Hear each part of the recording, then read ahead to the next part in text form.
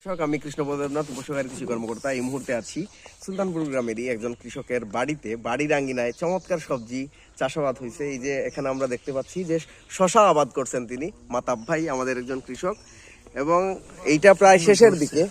এই যে ধরছে শশা আপনারা দেখতে পাচ্ছেন, এটা ময়নামতি জাত, না ময়নামতি জাতের শশা। একটু কাছ থেকে দেখাই দর্শকদের। এই যে চমৎকার ভাবে আমরা দেখতে পাচ্ছি।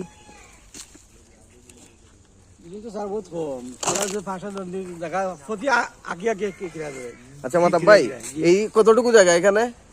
এখানে 15 শতক হইব। 15 শতক জায়গা। এই টোটাল জায়গাটা 15 শতক। এখানে আমরা হোমস্টেড গার্ডেনিং বলে এটাকে আমরা দেখতে পাচ্ছি। আচ্ছা মাতাব ভাই, এই যে 15 শতক জায়গায় শশা যে আবাদ করছেন, এই জায়গায় শশা আবাদ প্রতি বছরই তো করেন মনে হয়, তো এই যে শশা আবাদে কতটুকু খরচ হয়েছে? খরচ মনে করো 15,000 টাকা খরচ হইব। 15,000 টাকা খরচ। 15,000 টাকা খরচ হইলে ইনকাম আছে আমার লাগবে বলে 70-80,000 টাকা ইনকাম করা যায়। 70-80,000 টাকা ইনকাম করা যায়। তো দর্শক বন্ধুরা, আমরা দেখতে পাচ্ছি যে এই যে মাত্র 15 শতক জায়গা, বাড়িতে যদি এরকম জায়গা থাকে আপনিও চাইলে হোমস্টেড গার্ডেনিং করতে পারেন।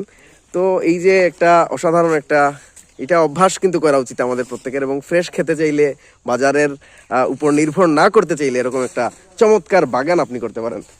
এবং এদিকেও কিন্তু শশাই হয়েছে আমরা দেখতে পাচ্ছি, এবং মাচায় কিন্তু করা হয়েছে, করলা আছে, লাউ আছে।